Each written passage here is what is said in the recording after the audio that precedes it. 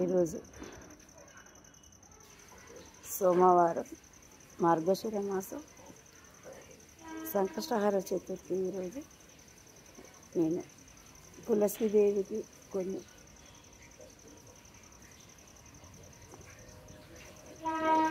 నీళ్ళు ఆమెకు సమర్పించుకుంటున్నా.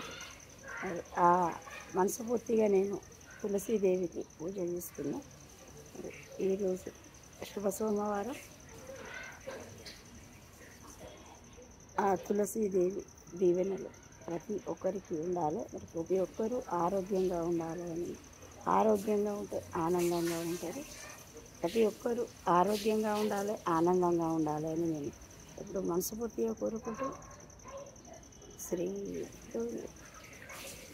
తులసీదేవి వందనము, మోక్షదాయ హరిచందనము, పుణ్యస్తులచే పూజలు మోక్షదాయ హరిచందనము, మాతా తులసీ వందనము.